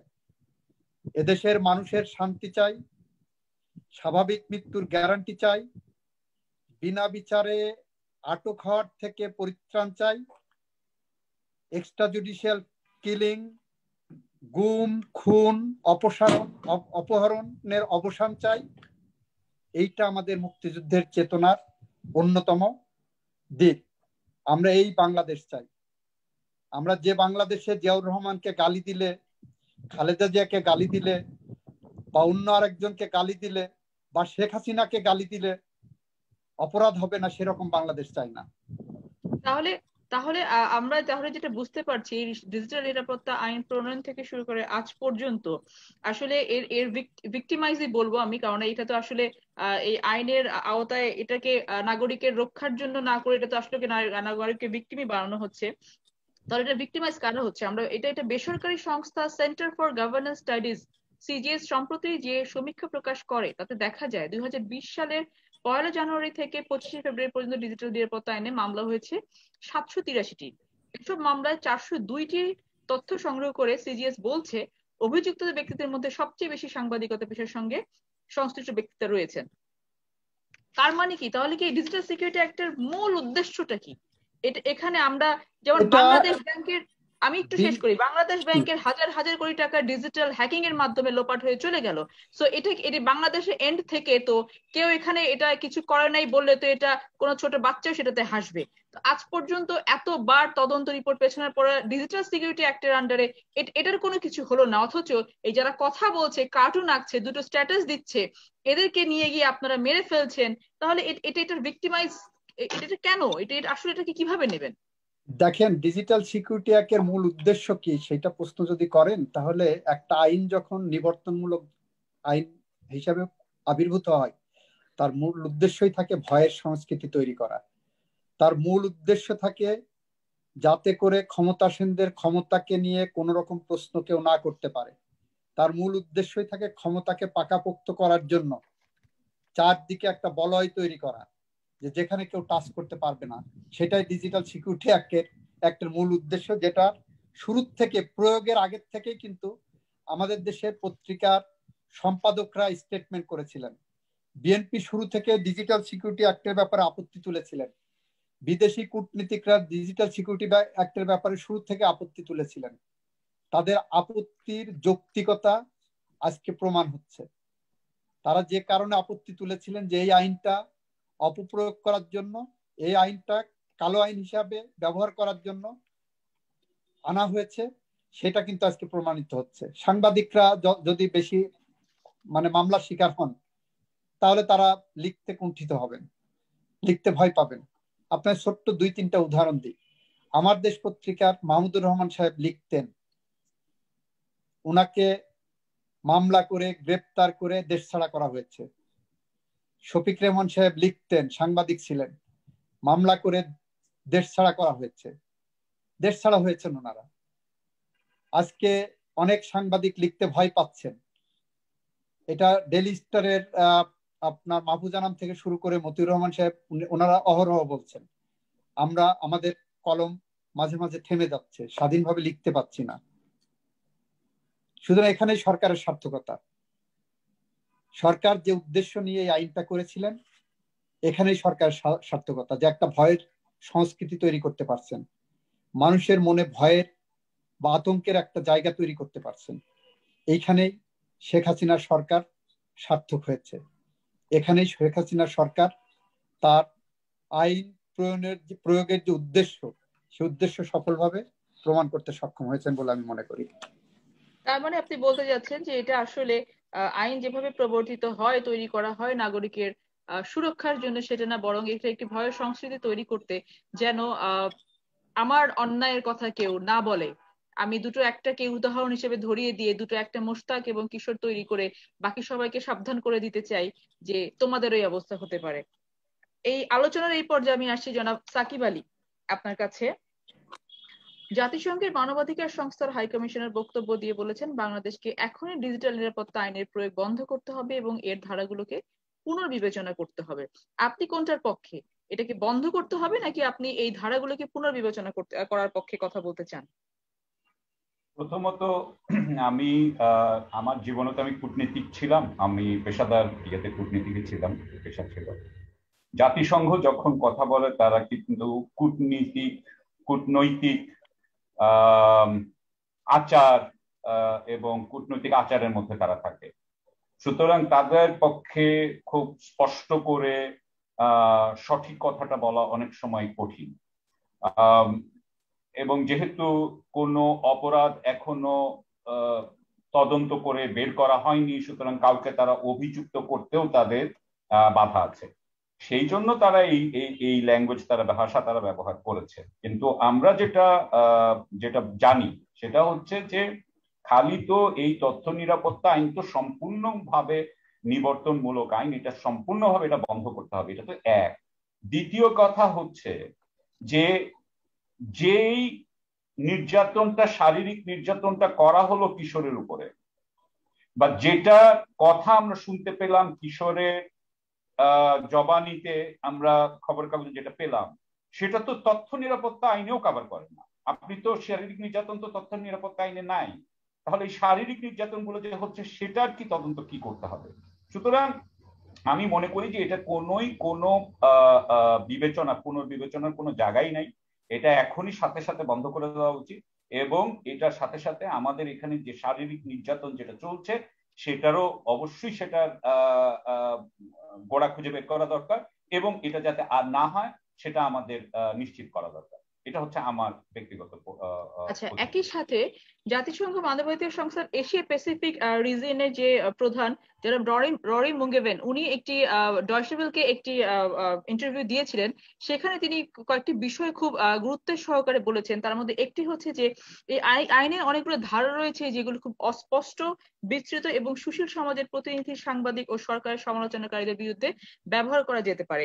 এবং অনেকে প্রশ্ন করা হয়েছিল যে বাংলাদেশ তো ইউএন এর অনেকগুলো কভেনেন্ট কনভেনশনের সাথে যুক্ত আছে, তারা রেটিফাই করেছে, তাহলে সেক্ষেত্রে ক্যাট বা আইসিসিপিআর যেগুলো আছে, যে convention for civil political rights, তাহলে এই আইনটা কি ওটার সাথে সাংঘর্ষিক কিনা, এবং এই আইনটাকে বাতিল করে আমরা যেটা চাচ্ছি যে আসলে এই নিবর্তনটাকে বন্ধ করা যাবে কিনা। তখন উনি উত্তর দিয়েছিলেন যে আসলে আইন করে উনি বিভিন্ন দেশের উদাহরণ টেনে বলেছেন যে আইন করে আসলে এটা বন্ধ করা যাবে না। এখানে এটার সাথে আমাদের যে এজেন্সি গুলো আছে, যেমন ডিজিটাল এজেন্সি যেগুলো আছে, যারা এগুলোকে এই ওনার ভাষাটা ছিল এটা এরকম যে ইন্টারনেটের যে প্রতিষ্ঠানগুলো আছে, সরবরাহকারী যারা আছে, প্রকৌশলী যারা আছেন, এনাদের সবাইকে একত্রিত হয়ে কাজ করলে আমরা এই ধরনের নিবর্তনমূলক আইনগুলো থেকে বেরিয়ে আসতে পারবো।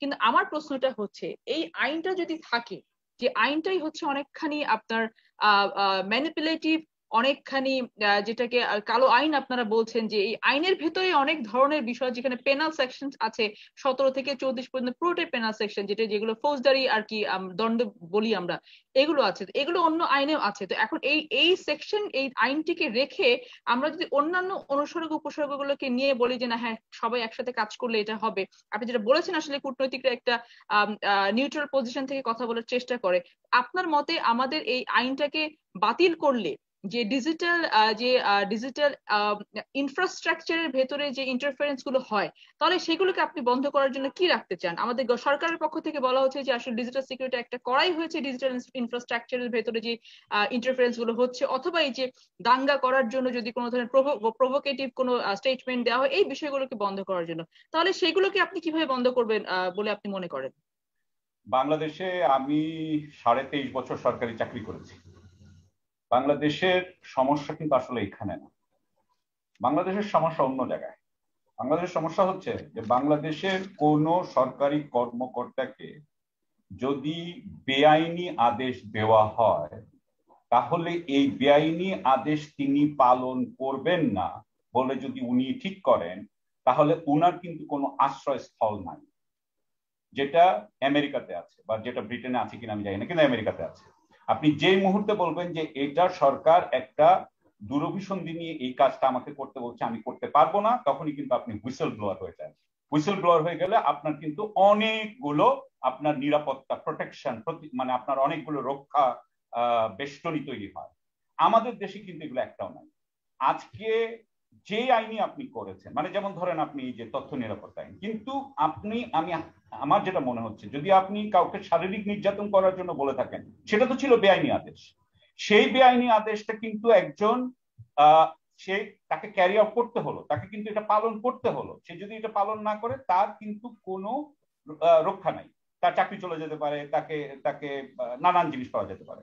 সুতরাং আমার মনে হয় যে আইনগুলো তো, এই আইন বলেন এবং এরকম নানা আইন আছে বাংলাদেশে, যে এগুলো হচ্ছে নিবর্তনমূলক আইনগুলোকে অবশ্যই বই থেকে সম্পূর্ণভাবে সরিয়ে ফেলতে হবে। এবং যদি ডিজিটাল বা ইয়েতে যদি কিছু হয়, আমার কথা হচ্ছে যে ডিজিটাল আপনার সোশ্যাল মিডিয়ার মাধ্যমে কেউ যদি কোনো কাজ করে থাকে যেটা সত্যি সত্যি দেশের জন্য স্থিতিশীলতা নষ্ট করছে, তাহলে সেটা তো বিচারিক কার্যক্রমের অধীনে আনা উচিত। আমি বলতে চাচ্ছি যে এগুলো কখনোই নির্বাহীর এটা ঠিক করার কথা নয়। নির্বাহী, একটা ইংরেজিতে একটা কথা আছে, ইউ ক্যানট বি দ্য জাজ, জুরি এন্ড দ্য এক্সিকিউশনার। আপনি এটা হতে পারেন না।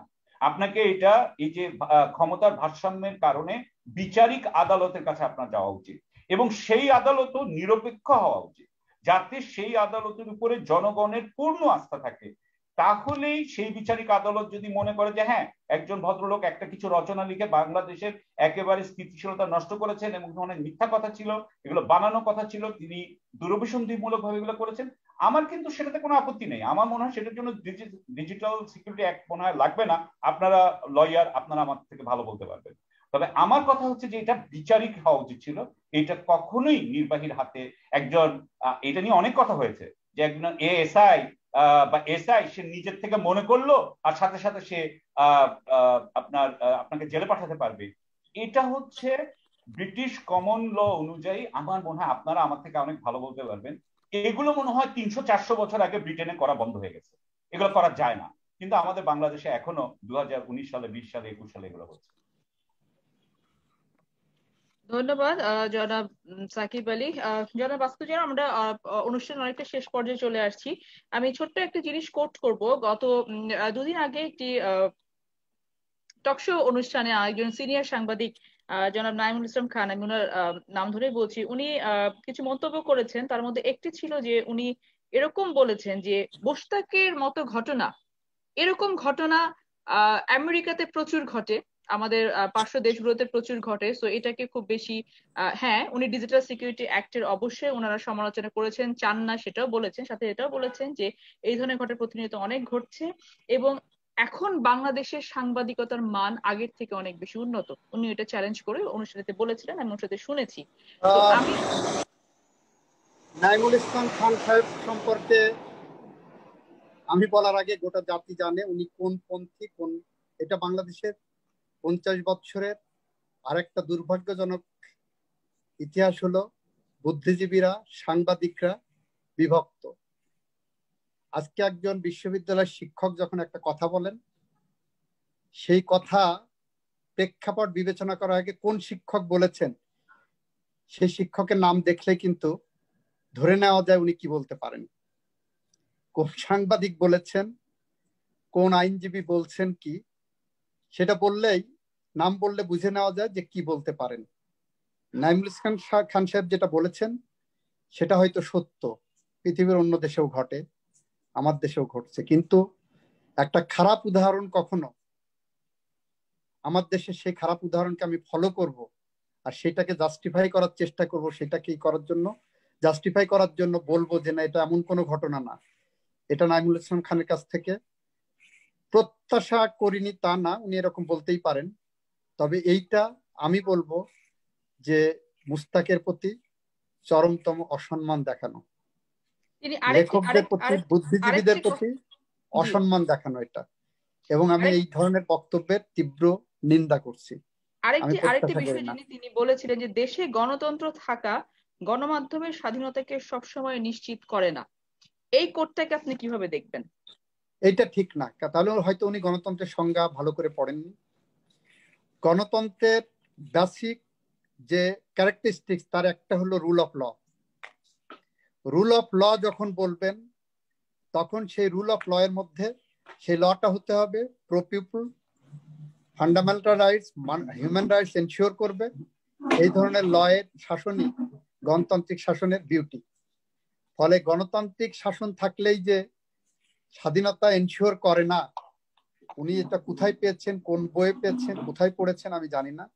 তবে আইনের ছাত্র হিসেবে আমার কাছে মনে হচ্ছে যে ওনার এই বলাটা, এই ধারণাটা, এই জ্ঞানটা অসম্পূর্ণ, বিভ্রান্তিমূলক, এবং এইটা দুষ্ট চক্রের একটা প্রতিক্রিয়া বলে আমি মনে করি। আসলে এই বিষয়গুলো আসলে এমন একটা পর্যায়ে এখন চলে গেছে যে পক্ষে বিপক্ষে মতামতগুলো, এবং আমরা আসলে এক্সপেক্ট করি যে যারা একটা পর্যায়ে বসে আছেন, যেখান থেকে কোনো কথা বললে সেই কথাগুলোকে মানুষ আমলে নিবে, তো সেখান থেকে আমাদের আসলে দায়িত্বশীল জায়গা থেকে কথাগুলো দায়িত্ব নিয়ে বলা উচিত এবং দায়িত্বশীলতার পরিচয় দিয়ে বলা উচিত বলে আমি মনে করি। আসাদুজ্জামান, জনাব আসাদুজ্জামান যেটা বলছিলেন যে আসলে এখন কে কথা বলছে এটা থেকে বোঝা যায় যে উনি কি বলতে পারেন। এই যে বিভক্তিকরণ, জাতিকে বিভক্তিকরণ, উনি আলোচনার শুরুতে এই কথাটা আমাদেরকে বলেছেন যে আসলে আমরা স্বাধীনতার 50 বছর এখন একটি বিভক্তি জাতি হিসেবে পরিচিতি পেয়ে গেছি, যে আসলে সাংবাদিক বলেন, বুদ্ধিজীবী বলেন, শিক্ষক বলেন, প্রত্যেকেই একজন এক একটা প্যানেলকে তারা রিপ্রেজেন্ট করছে। আসলে এটা আসলে দুঃখজনক যে আমরা সাধারণ নাগরিক হিসেবে আসলে বাংলাদেশে পরিচিতি পেতে চেয়েছিলাম, যেটা আমাদের এই স্বাধীনতার 50 বছরে এসে এটা আমরা করতে পারিনি। আমি শেষ প্রশ্নটা রাখবো জনাব সাকিব আলীর কাছে। আপনি আপনি আপনার একটা বক্তব্য আমি দেখেছিলাম, আপনি সেখানে বলেছিলেন যে ফৌজদারহাট ক্যাডেট কলেজের আপনি ছিলেন সিনিয়র এবং জনাব মুশতাক ছিলেন জুনিয়র, এবং আপনি আপনার এই ধরনের একটা কথা বলেছিলেন যে আসলে যে যেসব আমলারা এখন দেশে এই বিষয়গুলোকে এভাবে প্রভোগ করছে বলবো না, বাট বিষয়গুলোতে প্রভাবক হিসেবে কাজ করছে অথবা সত্য জেনেও চুপ করে আছে, আপনি তাদেরকে মানসিকভাবে অসুস্থ বলেছিলেন। যদি আমি ভুল শুনে না থাকি আপনার প্রেস ক্লাবের সামনে একটি বক্তব্যতে। আপনি এটাকে একটু ইলাবোরেট করবেন প্লিজ? আপনারা আমলাদেরকে কেন আপনি বলতে চাচ্ছেন যে বিষয়টা, তারা বিষয়টাকে প্রভাবক হিসেবে কাজ করছে? মানে আমাদের দেশে আমরা গত 5-7 বছরে যেটা দেখতে পাচ্ছি সেটা হচ্ছে যে এইবারের যে স্বৈরতন্ত্র আমরা দেখছি, এই স্বৈরতন্ত্রের সবচাইতে বড় সাপোর্ট দিচ্ছে হচ্ছে পুলিশ। যখন আমাদের এখানে সেনাবাহিনীর একটা ভূমিকা ছিল ইলেকশনের সময়, সেই ইলেকশনকে আপনার অবাধ এবং মুক্ত করার ব্যাপারে আমাদের দেশের সেনাবাহিনী আমাদের ঐতিহ্যগতভাবে একটা পজিটিভ ভূমিকা রাখতো, তার একটা ভালো ভূমিকা রাখতো, সেই ভূমিকাটাও রাখতে তাদেরকে দেওয়া হয়নি। এবং তারপরে আমাদের দেশের যে আমলাতন্ত্র আছে তারাই আপনার ধরুন আপনার সেটা ম্যাজিস্ট্রেট বলেন, সেটা ম্যাজিস্ট্রেসি ইউজ করে, ব্যবহার করে আপনার, এবং পুলিশকে ব্যবহার করে এই বিরোধীদেরকে নিবর্তনমূলক ভাবে তাদেরকে নিয়ে ধরে ধরে কারাগারে ঢুকানো হয়েছে। এবং একটা, যেটা আসাদ ভাই বললেন, একটা ভয়ের পরিবেশ সৃষ্টি করা হয়েছে, এবং ভয়ের পরিবেশ সৃষ্টি করে অনেকটা আপনার পাভলোভিয়ান এটা সাইকোলজিতে করে আমাদেরকে কি করা হয়েছে, আমরা যাতে এখনো কথা না বলতে পারি এবং অত্যাচার চলতেই থাকে। এবং ওনাদের যেটা ভার্সনটা হচ্ছে ওনাদের যেটা কথা কাহিনী, সেই কাহিনীটা হচ্ছে উন্নয়নের কাহিনী, যেটা আরেকটা বানানো কাহিনী। সেই বানানো কাহিনী ওনারা বলতে থাকবেন এবং আমরা এটা সহ্য করে যাবো। এখন আমি আমলাদেরকে বলছি এই কারণে, যেমন ধরেন এখন আপনি বাংলাদেশে দেখবেন যে এখন বলা হয় যে আওয়ামী লীগের বা যারা ক্ষমতাসীন দলের নেতারাও বলেন যে এখন নাকি সরকারি কর্মকর্তারাই বলেন যে তারাই নাকি এই এই দলকে ক্ষমতায় এনেছে। তো আমি এই হিসেবে বলতে চাই যে আমি মনে করি আমার আমার দাদা কিন্তু নিজে, আমার দাদা কিন্তু একজন অর্থ বিভাগের একজন অফিসার ছিলেন, ডেপুটি সেক্রেটারি ছিলেন। উনি বোধহয় 1925 সালে জয়েন করেছিলেন, 1960 সালে উনি রিটায়ার করেছিলেন। আমি ওনার থেকেই শুনেছিলাম যে আমি আসলে ওনার মধ্যে থেকে অনেক গল্প শুনতাম, এবং সেই গল্পগুলো ছিল সাধারণত হচ্ছে আপনার ওই ইংরেজির গল্প, কিভাবে ব্রিটিশরা ইংরেজি লেখে, কিভাবে কৌতুক করে, কিভাবে বিদ্রুপ করে, এগুলো সব ছিল ফাইলের মধ্যে। তা আমি এগুলো দেখে আমার যেটা ইয়ে হয়েছিল যে আমি রাষ্ট্রের জন্য কাজ করতে চাই, আমরা রাষ্ট্রের জন্য কাজ করব, জনগণের জন্য কাজ করব এবং নৈতিকতার সাথে কাজ করব। আমরা জনগণের সম্পদকে আমরা রক্ষা করব, এটা হচ্ছে আমাদের কাজ। কিন্তু সেই কাজটা থেকে আমরা আমরা এখন যেটা দেখছি যে এখনকার আমলারা সেই কাজটা তো করছেনই না, বরং তারা একটা স্বৈরতান্ত্রিক সরকারকে সবসময় সহায়তা দিয়ে যাচ্ছেন। তা আমি মনে করি যে আপনি যদি স্বাভাবিক মানুষ হন তাহলে আপনার বিষণ্ণতায় গ্রাস করা উচিত, আপনার ডিপ্রেশন হওয়া উচিত। আর আপনি যদি সাধারণ মানুষ না হন বা আপনার যদি মধ্যে ওইটুকু মানুষের প্রতি সহানুভূতি না থাকে, তাহলে আপনাকে আমার বলতে হবে যে আপনি সোসিওপ্যাথি অথবা সাইকোপ্যাথি। সুতরাং আপনি যেভাবেই চিন্তা করেন যে আপনি যদি এই কাজ করে খুব মজায় থাকেন, তাহলেও আপনি মানসিকভাবে অসুস্থ। আমি মনে করি যে আপনার মধ্যে এই বোধগুলো হচ্ছে না। আর আপনি যদি মনে করেন যে না, আপনি আসলেই বিষণ্ণ হয়ে গেছেন, যেহেতু আপনার মধ্যে সহানুভূতি আছে, যেহেতু আপনার মধ্যে দয়া মায়া আছে, আপনার মধ্যে মানবিকতা আছে, সেই জন্য আপনি আসলেই বিষণ্ণতা হয়েছেন, তাহলেও আপনি অসুস্থ হয়ে আছেন। আমি সেই জন্যই বলেছি যে আমাদের আমলারা এখন মানসিকভাবে অসুস্থ বলে আমার মনে হয়। অনেক অনেক ধন্যবাদ। জনাব আসাদুজ্জামান, আপনি কি আছেন? আমাদের সাথে আছি আছেন। আছি। ছোট্ট প্রশ্ন দিয়ে শেষ করব। আমলাদের নিয়ে কথা বলছিলেন জনাব সাকিব আলী। আসলে বিষয়টা এটা কয়েকটা জায়গা থেকে এই প্রশ্নটা উঠেছে এবং এরকম আলোচনা হয়েছে যে আসলে আমলারাই তো সবকিছু করছে। যেমন একজন সাংবাদিককে, সিনিয়র সাংবাদিক, আমি নাম নিচ্ছি না, ওনাকে জিজ্ঞেস করা হয়েছিল যে আসলে যে এই যে দেখেন মোশতাক মারা যাওয়ার পরে তার পরের দিনে কিশোরকে কিন্তু রিমান্ডে নেওয়ার জন্য বলা হয়েছিল, কিন্তু রিমান্ডটা মঞ্জুর হয় নাই। তাহলে এই ইনস্ট্রাকশন গুলো কোত্থেকে আসে? তো উনি বলেছিলেন যে এটাকে আপনি মনে করেন যে এটাই আমাদের সরকার প্রধান দেয়, ওনারা কি সরকার প্রধানকে খেয়ে দিয়ে কোনো কাজ নেই? এগুলো তো আমরা, যার যখন গায়ে এসে লাগে তারাই কাজগুলো করে। তো এখন যদি বাংলাদেশের জনগণের টাকায় পদ্মা সেতু হচ্ছে, এই জনগণের টাকা কিভাবে তারা দিচ্ছে, দ্রব্যমূল্যের দাম কিভাবে বাড়ছে, ঘরে ঘরে কি অবস্থা, বেতনের সাথে সামঞ্জস্য করে টাকা পয়সার কি অবস্থা হচ্ছে, সব আমরা জানি, ঘরে ঘরে আমরা ভুক্তভোগী।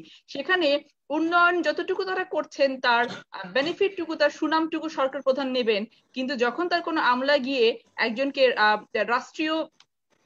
একটা রাষ্ট্রীয় হত্যাকাণ্ডের শিকার হবে, তখন তিনি তার দায় নেবেন না। সরকার প্রধান কি দায় এড়াতে পারেন কখনো? প্রথম কথা হলো, আমি ওনার সাথে একটু ডিফার। আমলারাই করছেন, আমি এটা মনে করি না। আমলারা এক্সিকিউট করছেন। উনি ওটাই বলতে চেয়েছেন বেসিক্যালি, আমলারা এক্সিকিউট করেছেন, আমলারা এইডিং এন্ড অ্যাবেটিং, ওনারা সহায়ক ভূমিকা পালন করছেন। রাজনৈতিক দুর্বৃত্তায়ন ছাড়া, রাজনৈতিক সিদ্ধান্ত ছাড়া, রাজনৈতিক পলিসি ছাড়া আজকের বাংলাদেশে জায়গা যেতে পারে না। আজকে পুলিশ যখন ভোট ডাকাতির সাথে সহযোগিতা করছেন, আজকে যখন প্রশাসন 29শে ডিসেম্বর রাতের ভোট হওয়ার ক্ষেত্রে সহযোগিতা করছেন বলে পত্রপত্রিকা আপনারা দেখেছেন, বিভিন্ন রিপোর্টেও এসেছে, সেইটা কিন্তু রাজনৈতিক সিদ্ধান্তের বাস্তবায়ন ছিল। হ্যাঁ, রাইটলি সেড যে ওনারা তো কোনো ইললিগাল অর্ডার ক্যারি আউট করতে বাধ্য না, এটা বাংলাদেশের আইনেও আছে, শুধু ব্রিটিশ আইনে না, বাংলাদেশের আইনেও আছে। কিন্তু বাংলাদেশের আইনে থাকলেও যারা এটা সহায়তা করছেন, সহায়কের ভূমিকা পালন করছেন, তাদের নীতি নৈতিকতার লেভেলটা ওইখানে চলে গেছে। তারা ঘুরে দাঁড়াতে পারছেন না, তারা ঘুরে দাঁড়াচ্ছেন না বা ঘুরে দাঁড়াতে পারছেন না। মেরুদণ্ডের হাড়টা হয়তো অতটা শক্ত নাই তাদের। যদি কালকে আমাদের দেশের রাজনৈতিক নেতৃত্ব যারা ক্ষমতাসীন, তারা যদি সিদ্ধান্ত নেন যে বাংলাদেশে নিরপেক্ষ নির্বাচন হবে, কোনো আমলা এটা ঠেকাতে পারবেন না। যদি ওনারা সিদ্ধান্ত নেন ডিজিটাল সিকিউরিটি অ্যাক্ট বাতিল করা হবে, কোনো আমলা এটা ঠেকাতে পারবেন না। এটা ওনাদের সদিচ্ছার প্রয়োজন। ওনাদের সদিচ্ছার বাইরে আমলারা অ্যাক্ট করেন না। আপনারা সুবিধা নেবেন, চাকরি করবেন, রাজনৈতিক সরকারের আজ্ঞাবহ হয়ে থাকবেন, কিন্তু রাজনৈতিক সরকার যখন নৈরাজ্যবাদী সরকার হয়, যখন স্বৈরাচারী সরকার হয়, আমরা সেই স্রোতে গা ভাসিয়ে দেন এবং তারা সেখানে আরো রসদ যোগান। ফলে আমলারা এখানে মুখ্য ভূমিকায় আছেন, নেতৃত্বে আছেন, এটা আমি মনে করি না। এখানে রাজনৈতিক সদিচ্ছার অভাব, রাজনৈতিক দুর্বৃত্তায়ন থেকে আমাদের বের হতে হবে। যদি আমরা আজকে বিশ্ববিদ্যালয় শিক্ষকরা যখন বুদ্ধি দেন রাজনৈতিক নেতৃবৃন্দকে, তাদের সঠিক বুদ্ধি দেওয়া উচিত। এই বাংলাদেশ আমার, আপনার, সব আমার পূর্বপুরুষের, আমার উত্তর পুরুষের। আজকে যদি বিশ্ববিদ্যালয় শিক্ষক, আজকে যদি সাংবাদিক, আজকের আমলা, আজকের রাজনীতিবিদ যদি ব্যর্থ হয়, ভবিষ্যৎ প্রজন্মের কাছে আপনারা উত্তর পুরুষের ভীরু কাপুরুষের উপমা হয়ে থাকবেন। কবি হেলাল হাফিজের ভাষায় উত্তর পুরুষের ভীরু কাপুরুষের উপমা হয়ে থাকবেন। ইতিহাসের কাঠগড়ায় আপনারা হয়তো এদেশে গণতন্ত্র হত্যার জন্য দায়ী হয়ে থাকবেন।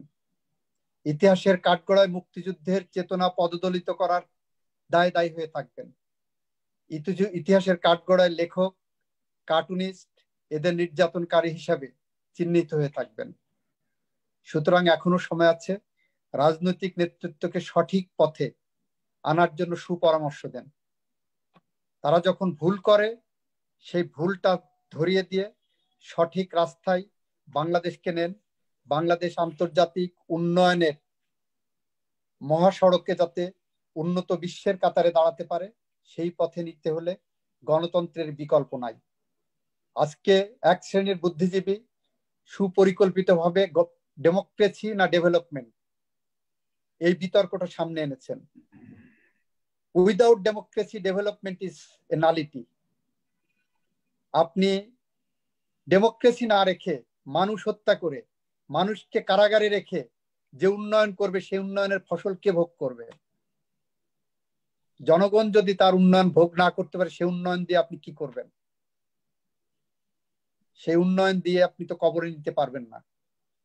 এই যে কয়েকদিন আগে জনাব এইচ.টি. ইমাম মারা গেছেন, আওয়ামী লীগের নির্বাচন পরিচালনা উপকমিটির কো-চেয়ারম্যান ছিলেন, নির্বাচন পরিচালনা কমিটির কো-চেয়ারম্যান ছিলেন। বলা হয় বাংলাদেশের প্রশাসন, বাংলাদেশের নির্বাচন ব্যবস্থার আজকের এই অবস্থার জন্য ওনার ভূমিকা অনবদ্য। তো যদি সেটা হয়ে থাকে, উনি কিন্তু সাথে করে নিয়ে যেতে পারেননি। আসেন, আপনারা যারা আজকে বিপথে আছেন, যারা গণতন্ত্রহীনতার পথ ধরে এদেশকে নৈরাজ্যবাদীর তকমা লাগানোর চেষ্টা করছেন, তাদের এখনো ফিরে আসার সময় আছে। এখনো বাংলাদেশে নিরপেক্ষ নির্বাচন দেওয়ার সময় আছে। এখনো আইনের শাসন পুনর্বহালের সময় আছে। এখনো ন্যায় বিচার প্রতিষ্ঠার সময় আছে। এখনো মুক্তিযুদ্ধের সত্যিকার চেতনা বাস্তবায়ন যেটা বলে, সেই বাস্তবায়ন করার সময় আছে। সেই পথে আমরা আসি। বিএনপি ক্ষমতায় গেল কি বিএনপি থাকলো, সেটা এখন আর মুখ্য বিষয় নাই। এখন মুখ্য বিষয় হলো বাংলাদেশের মানুষ তার ভোট দিতে চায়, বাংলাদেশের মানুষ তার পছন্দের নেতৃত্ব নিয়ে আসতে চায়, বাংলাদেশের মানুষ তার ন্যায় বিচার চায়, বাংলাদেশের মানুষ কথা বলতে চায়, বাংলাদেশের মানুষ সমাবেশ করতে চায়, বাংলাদেশের মানুষ খেতে চায়, বৈষম্যহীন সমাজ চায়, আইনের শাসন চায়, নিবর্তন থেকে মুক্তি চায়, মানবাধিকার প্রতিষ্ঠা চায়, গণতন্ত্র প্রতিষ্ঠা চায়। বাংলাদেশের মানুষ আজকে সেই প্রেক্ষাপটে দাঁড়িয়ে আছে। আজকে বিভিন্ন দল মত নির্বিশেষে সরকারের বিরুদ্ধে সেই আহ্বান জানাচ্ছে। সরকারের এখনই সময়, সঠিক পথে আসেন, বাংলাদেশের মুক্তিযুদ্ধের চেতনার মহাসড়কে এসে সবার সাথে গণতন্ত্র প্রতিষ্ঠার সংগ্রামে আপনারা অবদান রাখেন, এই প্রত্যাশা করছি আমি। অসংখ্য ধন্যবাদ জনাব আসাদুজ্জামান। বাংলাদেশের মানুষ স্বাধীনতার চেতনার সত্যিকারের প্রতিফলনটা দেখতে চায়, আমরা এই সর্বশেষ বক্তব্য থেকে এতটুকু বুঝতে পারলাম। আজকে যে আলোচনাটুকু হলো, এখান থেকে আমরা যদি ছোট্ট করে পুরো বিষয়টাকে নিয়ে আসি, আসলে বাংলাদেশ আজকে স্বাধীনতা সুবর্ণ জয়ন্তীতে যেই জায়গায় দাঁড়িয়ে আছে সেখান থেকে আপনারা বিচার করবেন, আপনারা যারা দেখছেন আমাদের এই অনুষ্ঠানটি দেখছেন এবং শুনছেন, আপনারা বিচার করবেন যে আসলেও বাংলাদেশ স্বাধীনতা কতটুকু বাংলাদেশে প্রতিফলিত হতে পেরেছে, বাংলাদেশের মানুষ কতখানি স্বাধীনভাবে জীবনযাপন করতে পারছে। আমরা এখানে স্বাধীনতার চেতনার সত্যিকারের প্রতিফলন চাই। আমরা একেবারে স্বাভাবিক মৃত্যুর নিশ্চয়তাটুকু চাই। আমরা আমাদের পরিবারের পরিজন নিয়ে সুস্থ থাকতে চাই, ভালো থাকতে চাই। আমরা কখনোই চাই না একজন কিশোরের জামিনের জন্য একজন মুশতাককে যেন জীবন দিতে হয়। এটা কোনোদিনই আমরা চাই না। আমরা চাই না, আমরা কারো উপরে কাদা ছোড়াছুড়ি করতে চাই না, আমরা কাউকে অপরাধীও করতে চাই না। আমরা চাই সত্যটুকু তুলে নিয়ে আসতে।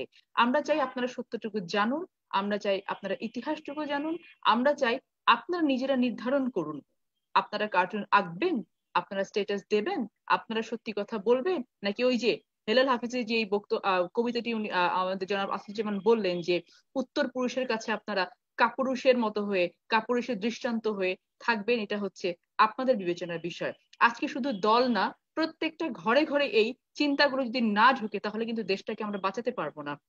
সত্যটাকে নিয়ে আসুন, সত্যের সাথে থাকুন এবং দেশটাকে বাঁচানোর জন্য সবাই একত্রে কাজ করুন। সেই প্রত্যাশা নিয়ে আমরা আজকের অনুষ্ঠানটি শেষ করছি। আপনাদের দুজনকে অসংখ্য ধন্যবাদ, জনাব সাকিব আলী এবং জনাব আসিফুজ্জামান, আমাদের এই অনুষ্ঠানটিকে অনেক প্রাণবন্ত করার জন্য। আপনারা ভালো থাকবেন। আমরা সবাই চাই দেশটা বাঁচুক, আমরা বাঁচি। অসংখ্য ধন্যবাদ সবাইকে।